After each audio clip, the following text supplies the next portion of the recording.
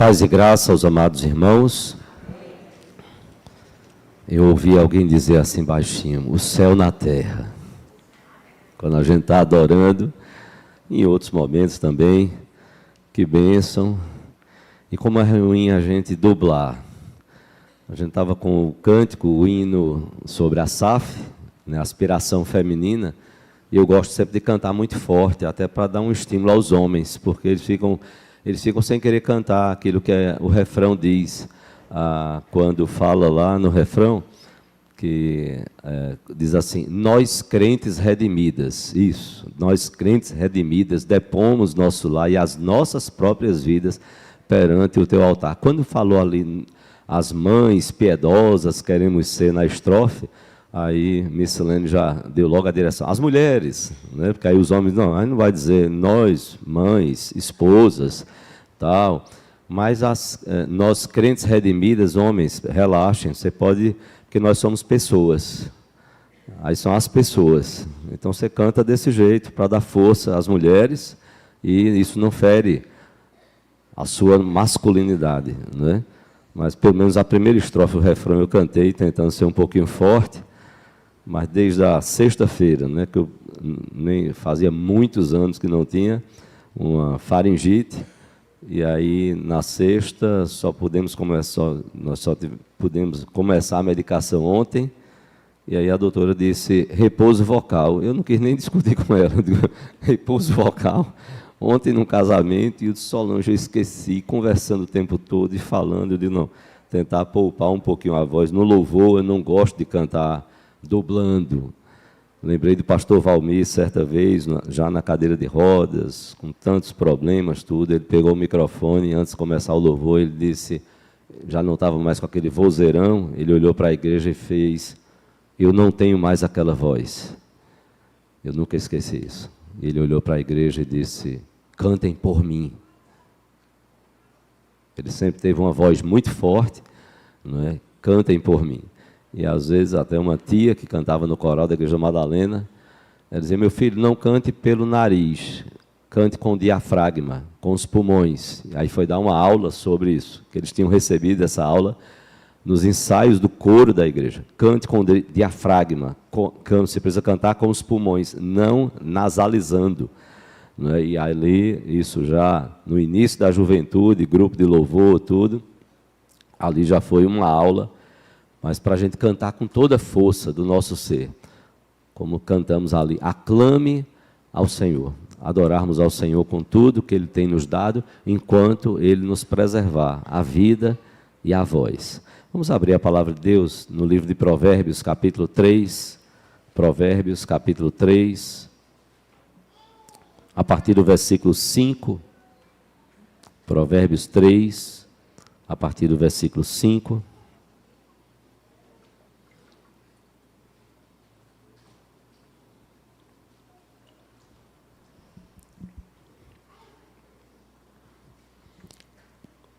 Como sempre, no culto da ceia, pela manhã as nossas crianças vão continuar conosco e só vão subir no momento que a gente dividir as classes.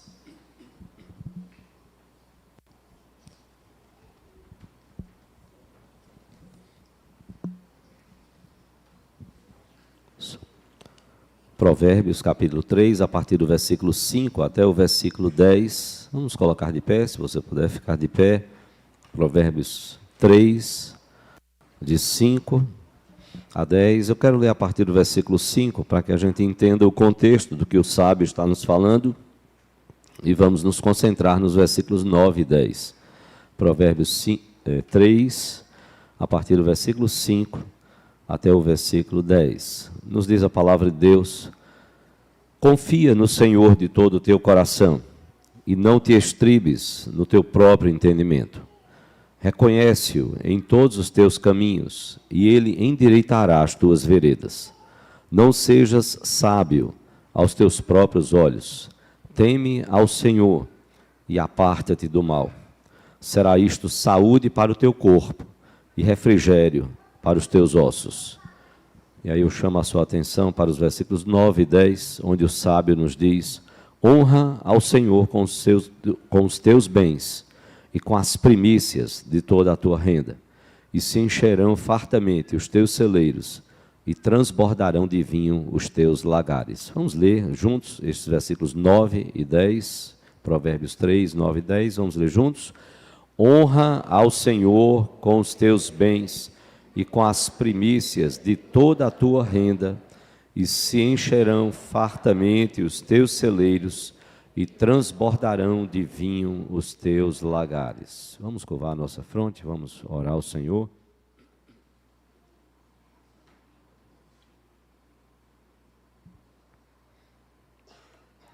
Pai, nós te adoramos pela bênção de estarmos reunidos nesta manhã, exaltando e glorificando o teu nome, aclamando ao Senhor de toda a terra. Por isso toda a terra precisa aclamar e adorar ao Senhor.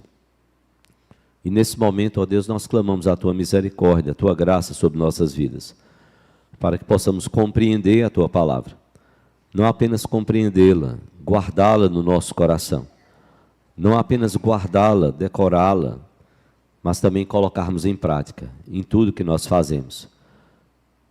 Não colocarmos em prática conforme o nosso próprio entendimento, mas conforme a tua palavra nos ensina. Por isso, ó Deus, clamamos a sabedoria do alto, a sabedoria do teu Espírito para as nossas vidas. Que o Senhor mesmo possa aplicar a sua palavra aos nossos corações, abrindo os nossos olhos, fazendo-nos pensar como nós temos vivido, os valores que temos assumido, e fazendo-nos, ó Deus, nos voltarmos à tua palavra.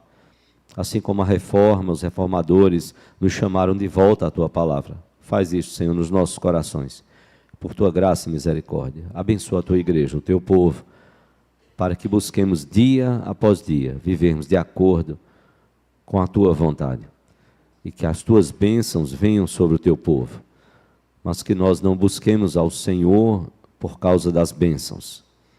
Busquemos ao Senhor porque o Senhor é a maior bênção que nós podemos ter nas nossas vidas.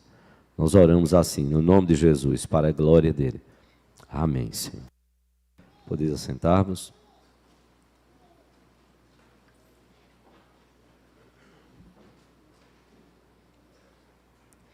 Meus irmãos, o sábio nos dá muitas instruções aqui, preciosíssimas. Depois das exortações, dos versículos de 5 a 8, e perceba como o sábio faz alguns contrastes aqui. O sábio diz, confie no Senhor, a partir do versículo 5. Confia no Senhor, diferentemente de você se basear no seu próprio entendimento, e não te estribes no teu próprio entendimento. Reconhece-o em todos os teus caminhos. Perceber a ação de Deus nas nossas vidas, no nosso caminhar, nas decisões que tomamos, e não tomarmos os nossos próprios caminhos, independentemente de Deus. E por isso, então, ele diz, reconhece-o em todos os teus caminhos, e ele endireitará. Há coisas que precisam ser corrigidas, endireitadas na nossa prática. E eu não duvido de todos nós, Deus está falando aos nossos corações, agindo nas nossas vidas para endireitar as nossas veredas, os nossos caminhos, as nossas ações. Não basta apenas sermos chamados povo de Deus, mas vivermos de acordo com a vontade de Deus, e para isso, Deus, como um Pai amoroso, vai nos corrigindo, assim como nós corrigimos os nossos filhos. Depois, então, o sábio vai dizer, não sejas sábio aos teus próprios olhos. Nos versículos 7 e 8, ele vai dizer, não sejas sábio aos teus próprios olhos, teme ao Senhor e aparta-te do mal. Não seja sábio aos seus próprios olhos. Não pense que você sabe todas as coisas. Cuidado com aquilo que você decide, como você anda, reflete, vive, para que você não tenha a si mesmo como a referência, como referencial. Não, nós precisamos do Senhor. Não seja sábio aos teus próprios olhos, teme ao Senhor. E o temor ao Senhor é o princípio de toda sabedoria. Então não seja, e é isso que Provérbios vai nos ensinar. O temor ao Senhor, temer a Deus, é o princípio, é a base de toda a sabedoria. Então não seja sábio aos seus próprios olhos. Tema ao Senhor. E por isso, então, aparte-se do mal, aparta-te do mal. E então o sábio vai dizer, será isto saúde para o teu corpo e refrigério para os teus ossos. E aí então o sábio chega ao versículo 9, que nós dissemos de enfatizarmos, os versículos 9 e 10. A palavra então vai dizer: honra ao Senhor com os teus bens e com as primícias de toda a tua renda. Honrar a Deus, e aqui não é algo que está sendo posto, olha, se você quiser, se você pensar, se de repente você lembrar, então honre ao Senhor. Não. O sábio está dizendo como algo imperativo, como um mandamento. Honre. Deus merece toda honra, toda glória e todo louvor. Então ele diz: honra ao Senhor, faça isso. Depois das exortações que ele colocou, ele diz: honra ao Senhor. Honra ao Senhor de que forma? Ele diz: com todos os teus bens e com as primícias de toda a tua renda. A tendência nossa como cristãos, como crentes, é corrermos logo para o versículo 10. Quando o versículo 10 diz: e se encherão fartamente os teus celeiros e transbordarão de vinho os teus lagares. É sempre o pensamento de correr para as bênçãos do Senhor e não para o Senhor das bênçãos. Por isso é que o sábio, com toda a sabedoria, inspirado pelo Espírito de Deus, no versículo 9, vai dizer: honra ao Senhor. Depois ele dizer: confia no Senhor. Depois ele dizer: reconheça o Senhor na sua vida. Então ele vai dizer aqui: honra ao Senhor com os teus bens e com as primícias de toda a tua renda. Honrar aqui é a ideia de alguém que reconhece que há alguém superior que merece homenagens, que merece respeito, que merece a reverência. Essa então foi a ideia do sábio aqui. Honra ao Senhor, homenageie, reconheça o Senhor, reconheça que Ele merece toda honra, toda glória e todo louvor. E desta forma, exatamente porque você reconhece que Deus merece o melhor, é que o sábio então vai dizer: honra ao Senhor com os teus bens e com as primícias de toda a tua renda. Ele vai dizer: honre ao Senhor, dando a primeira parte. Honra ao Senhor, dando aquilo que você tem de mais importante.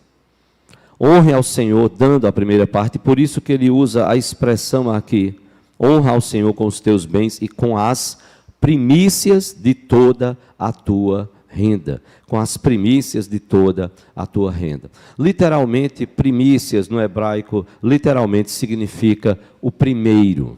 O primeiro. E se você abrir em Gênesis 49, versículo 3,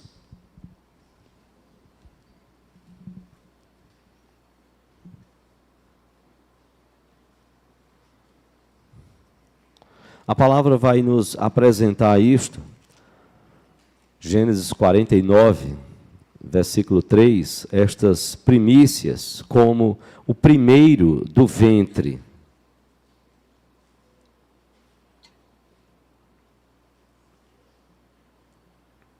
Moisés escreve, registra, Gênesis 49, versículo 3, ele vai nos dizer: Rúben, tu és meu primogênito. É Jacó aqui com os seus filhos. E quando vai abençoar esses filhos, ele fala sobre Rúben: tu és o meu primogênito, minha força e as primícias do meu vigor, o mais excelente em altivez e o mais excelente em poder. Olha como Jacó coloca aqui. Moisés registra que a oração, o louvor a Deus e aquele momento de bênção sobre os filhos é quando Jacó, dentre outros filhos, destaca Rúben. Tu és o meu primogênito, o primeiro filho que Jacó teve. Minha força, e ele então usa a expressão primícias, e as primícias do meu vigor. Então aquele que abriu a madre, o primeiro filho ali de Jacó, é chamado de primícias, é o primeiro do ventre. Mas também poderia ser o primeiro da colheita, a primeira colheita. Se você abrir em Deuteronômio, capítulo 26. Deuteronômio, capítulo 26.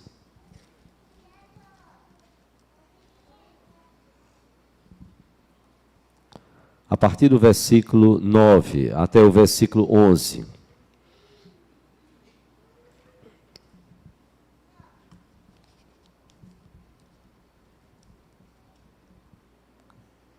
Deuteronômio 26, a partir do versículo 9.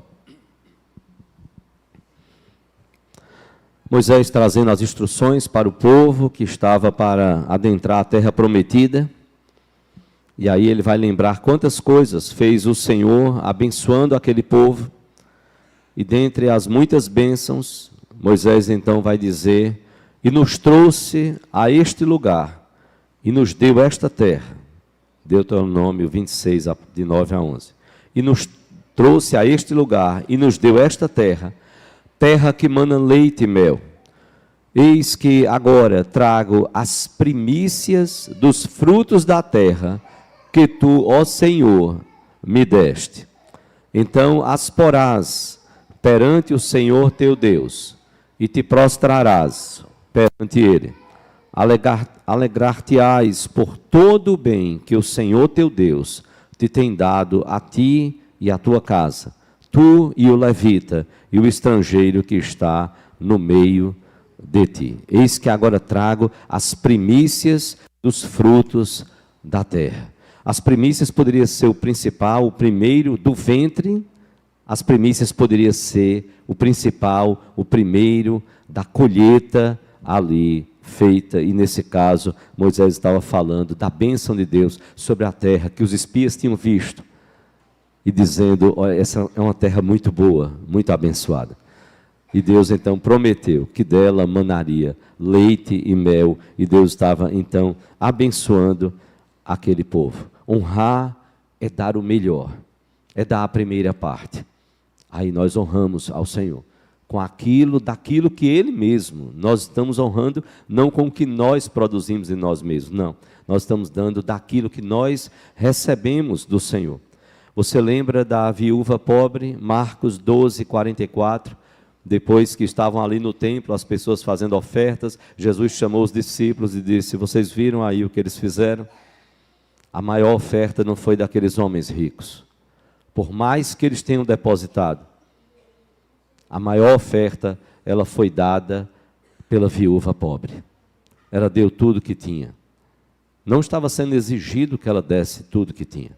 Ela deu todo o seu sustento, ela deu tudo que tinha, porque ela confiava no Senhor. Ela estava honrando e homenageando ao Senhor. E aí Jesus contrasta e diz: olha, os ricos deram monetariamente um valor maior, mas não um valor do coração. Eles deram do que sobrava, sobra, não primícias. Paulo vai falar em 1 Coríntios, capítulo 16, versículo 2, que os cristãos deveriam separar semanalmente daquilo que Deus estava lhes dando, diferentemente de uma grande maioria nossa, onde recebemos mensalmente ou quinzenalmente, mas muitos deles tinham negócios e então recebiam semanalmente, e Paulo disse então: separem daquilo que Deus tem provido para vocês, separem, para que não precise nem fazer coleta, quando eu estiver por aí. Mas veja como o sábio nos coloca, exatamente em Provérbios 3, como nós lemos. No versículo 5, por confiar na provisão do Deus que nós temos. No versículo 6, por conhecer este Deus na prática, que supre as nossas necessidades. Então é que vem as bênçãos do versículo 10. Por confiar no Senhor que temos, no Deus que nós temos. Por conhecer este Deus na prática, nas nossas vidas, que tem suprido as nossas necessidades. É que este Deus nos abençoa, como está no versículo 10. Veja, não é barganhar com Deus. Não é dar para ter em troca.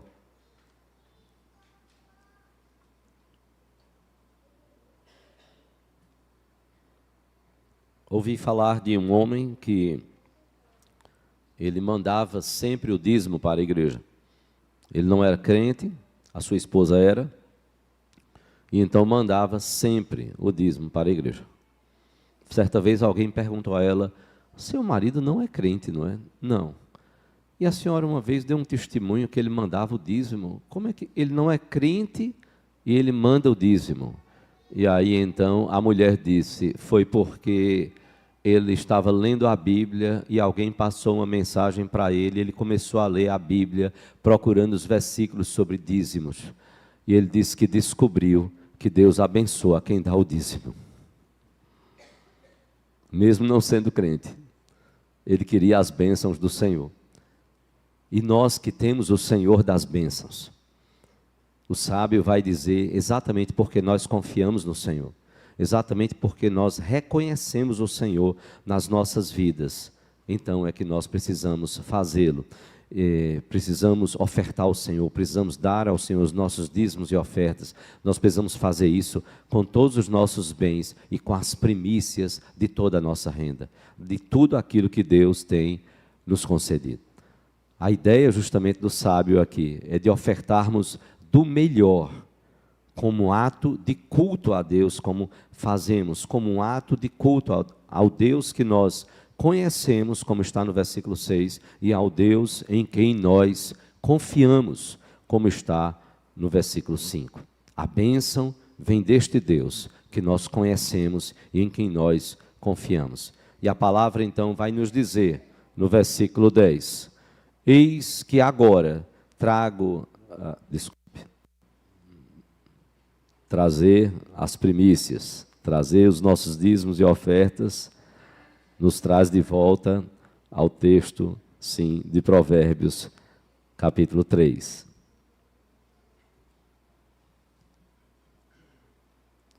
E o sábio então vai nos dizer no versículo 10, e se encherão fartamente os teus celeiros, e transbordarão de vinho os teus lagares.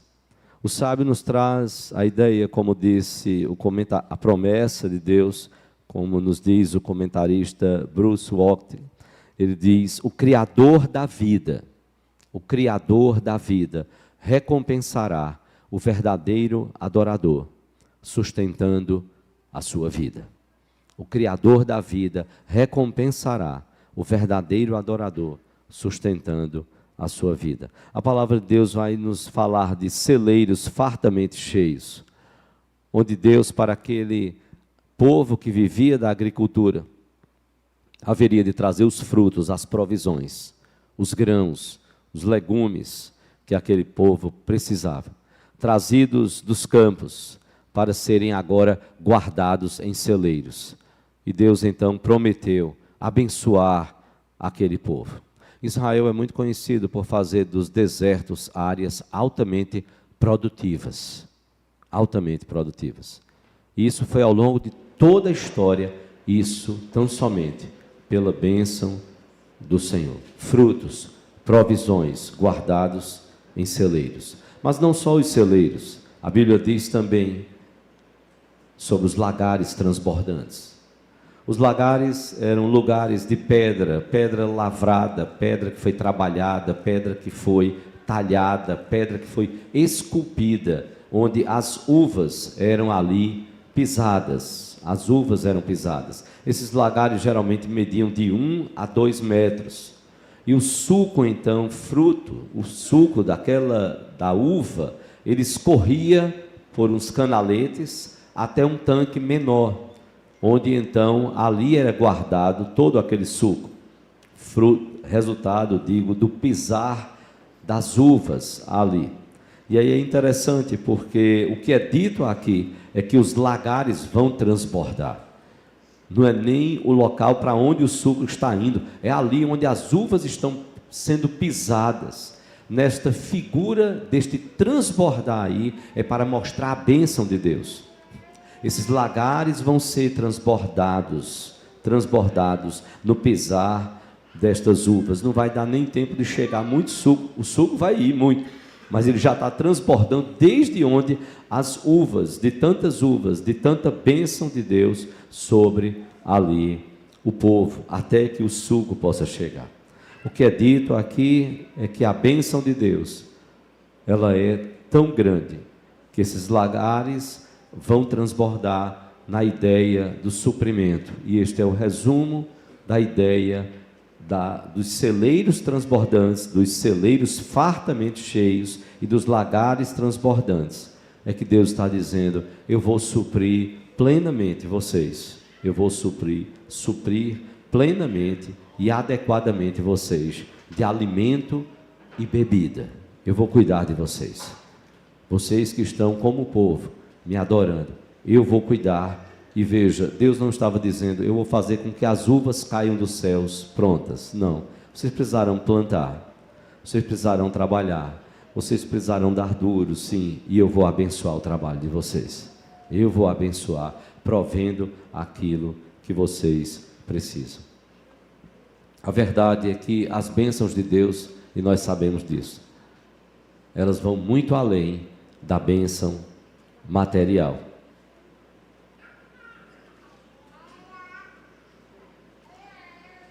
As que estão grávidas, pensam não só nas bênçãos materiais, mas já parou para pensar, mulheres grávidas, maridos que estão felizes por essa gravidez como casal, a bênção do milagre da vida, a bênção do milagre da vida, do agir de Deus ali. Nascem, e aí você deseja uma outra bênção ainda maior, é que esses nossos filhos, netos, bisnetos, ou o que seja, que eles sirvam ao Senhor Deus, a quem nós servimos. Não há bênção maior do que, além da vida terrena, termos a vida eterna, dada pelo Senhor. A grande verdade é que Deus nunca fica devendo. Como há muitos anos ouvi um iniciozinho da pregação, nem consegui continuar a ouvir, porque eu digo, não, já basta aqui, já foi heresia demais. De um desses grupos religiosos aí, do meio neopentecostal, evangélico, brasileiro, e então um desses líderes disse, dê o seu dízimo, para que Deus fique devendo a você. Eu disse, rapaz, eu já estou me achando tão doido se eu continuar ouvindo esse louco aí. Dê o seu dízimo para que Deus agora vai ficar devendo a você. Não. Quando estava meditando nesse texto, eu fiz questão de dizer, eu não posso esquecer, não é essa a ideia, que eu nem anotei porque iria me lembrar. Era a frase, Deus nunca fica devendo.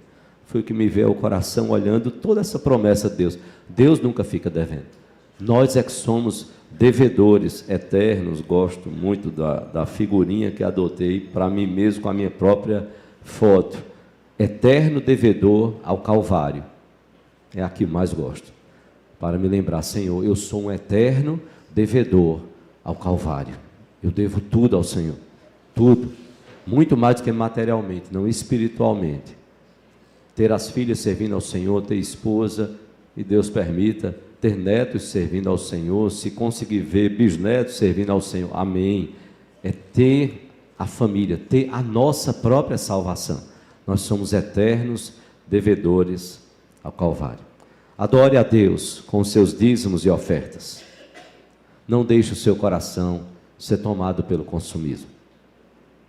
De forma muito prática, quero dizer para você, a Black Friday está aí. Alguns dizem assim, uma Black Fraud. Depende, se você não estiver acompanhando as coisas. Então a Black Friday vai chegando e diz, o que é que eu não posso perder?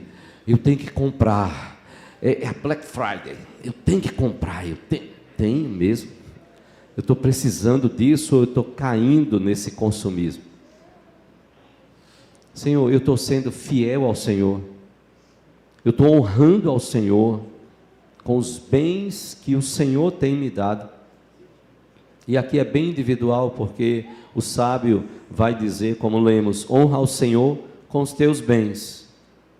Aí você vai lembrar, Senhor, bem lembrado, Senhor, eles são meus porque o Senhor me confiou, mas eu sou mordomo, na verdade eles são teus, Senhor. Esses bens que o Senhor tem me dado, eles são teus. Eu quero honrar o Senhor. Mas não só a Black Friday. A quem você vai honrar? Ao Papai Noel ou ao Pai dos céus? Ou ao Pai nosso? Ao Papai Noel ou ao Pai nosso? O Pai dos céus. A tentação de querer comprar presente para o mundo todo, ajudar o mundo todo, e esquecer aquele que criou o mundo e criou as pessoas.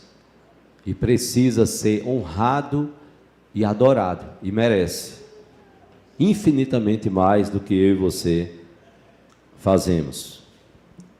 Vem aí o 13º, a primeira parcela. E os governos sabem disso, o comércio sabe disso, todos sabem disso. E lá vem um monte de ofertas e atrativos.